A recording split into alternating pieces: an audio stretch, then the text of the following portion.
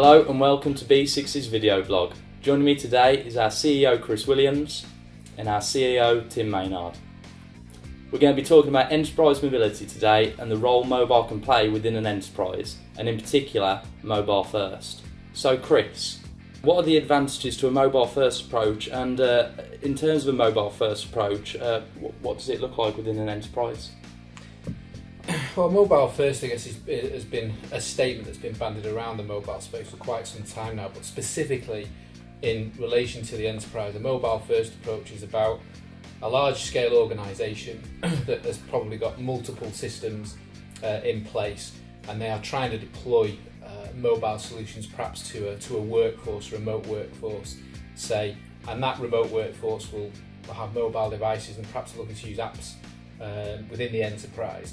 And mobile first really means about looking at those systems and how they're interfaced by different devices, and say, well, actually, how do we take what we need to get into the field and just take a one-phased approach to this en masse, or do we actually kind of break this down and perhaps maybe go, let's just get an app out on a mobile device first.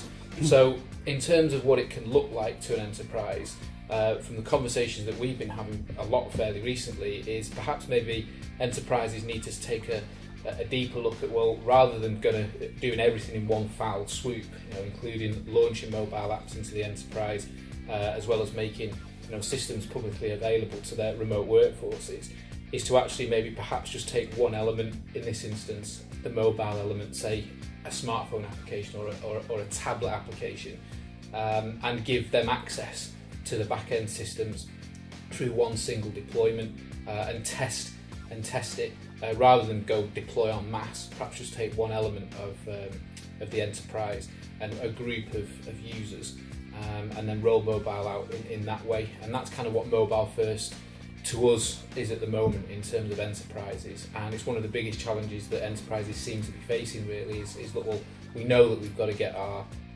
workforces access to data. We know that we can make them more efficient. We know that we can make them more profitable. But how do we do it effectively and cost effectively to the business? And a mobile first approach can actually help that, and actually help develop the business cases sometimes that are needed in order to liaise back sort of with the higher echelons within an organisation. Okay. Tim, what advice would you give to businesses looking to deploy a mobile first approach? We've seen over the recent years a lot of organisations have started with an app first approach, not a mobile first approach. And our advice would be don't. There's no point developing an app for the sake of developing an app. The whole idea of mobile first is to consider where mobile fits and how it's going to enhance and support the current business operation and the real needs of the workforce or the business base. And what we've seen historically is that people we could have an app for that, and develop the app and then realise that actually the app is not supporting anything. It just becomes another dysfunctional tool.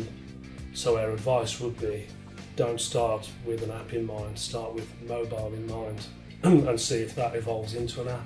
Sometimes people go through this process and an app isn't right.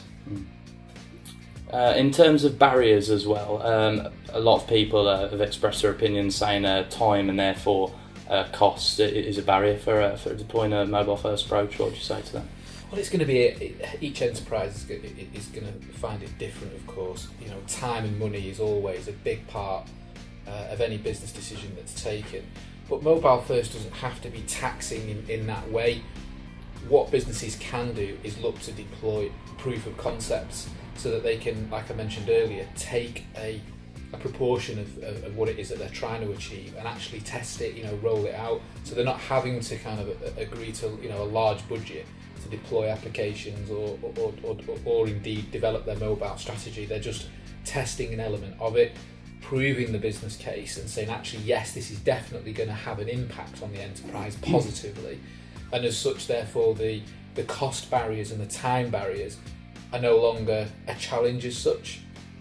I think what a lot of enterprises are facing, you think some of the conversations we were having in recent weeks with businesses over in the Netherlands at an event that we recently attended, some of the challenges were about, they felt that they were very much guessing, we're surmising what may or may not happen. They don't know what's going to improve the business necessarily. They believe that if they deploy certain mobile strategies, it's going to make a difference.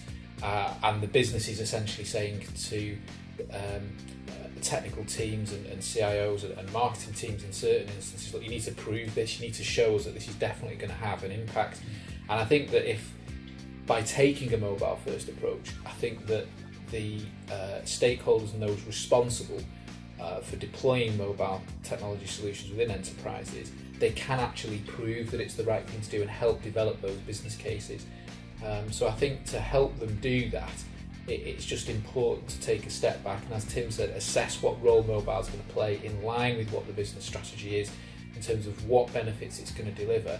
And then once that analysis has been done, and then we've got something that says, well, actually, yes, deploying an application into this pan-European sales team looks like it could be beneficial to the business and reduced time to convert sales, then take a proportion of that team, take a proportion of the back office systems that you're going to look to enhance and develop a solution, or indeed perhaps don't take the back office systems, because then the questions will be, well, we need to develop APIs and all this sort of stuff. Perhaps maybe just build a standalone solution that is just there purely as a proof of concept to prove the business case back to the business. And if it proves the business case, then fantastic. If it doesn't, well, then you've not wasted a ton of budget. So the time and the budget issue, should be the question should be easily answered. So I don't think there is one straight answer to that question, but it's about taking the right approach for that particular enterprise, really, in my view. Okay. So Tim, are there any other points that enterprises need to consider when deploying like enterprise solutions? Yeah, I think Chris's point on MVP is a very key one.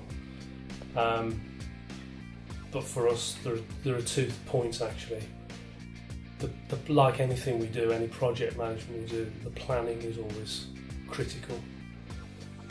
So going through the right steps to plan will save a whole load of time in terms of the development process and the bringing this thing to fruition.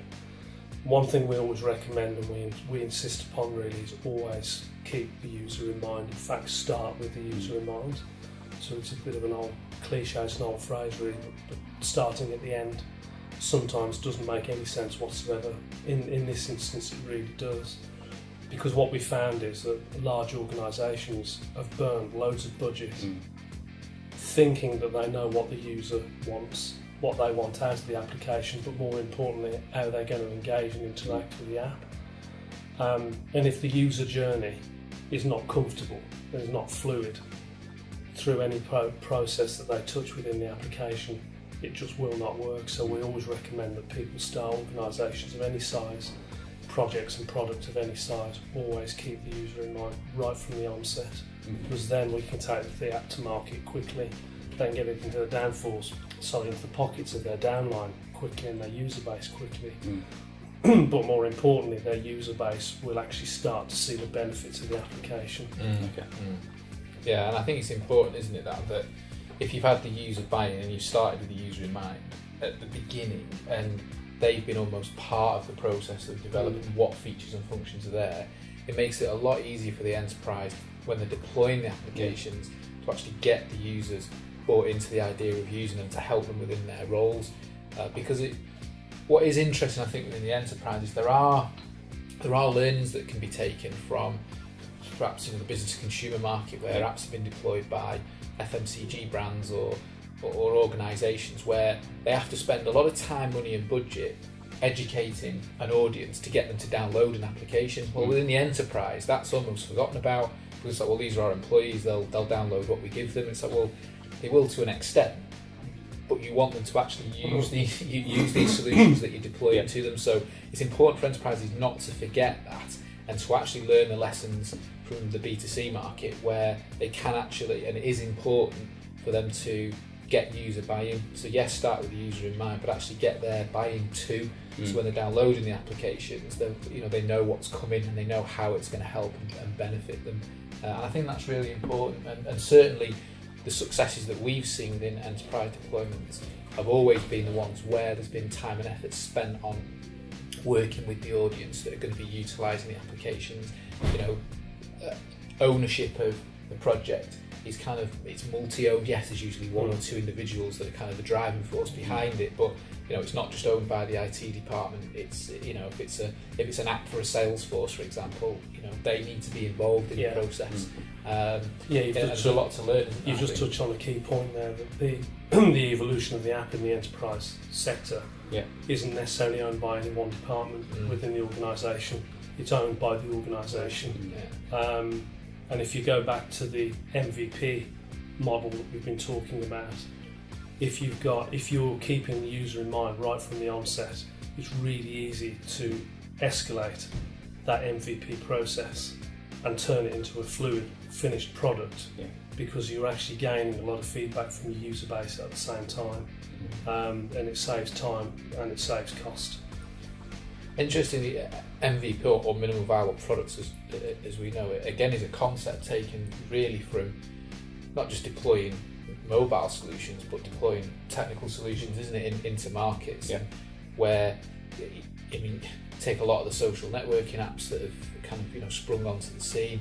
The basics of what's been required for the user has been delivered. It's then been brought back in, revamped, and rolled out again. It's the agile approach. I think enterprises are struggling sometimes to adopt this agile approach, but this is all part of having a proper enterprise mobility strategy. There's several elements to it, including mobile first, including agile, if that's suitable to the organisation. And there's a lot to take in on this, and there's probably a lot that we could cover.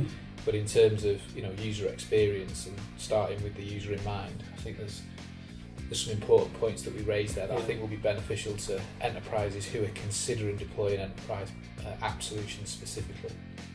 Thanks for watching our D60 video blog. We'll be back in a couple of weeks to bring you all things mobile. See you then.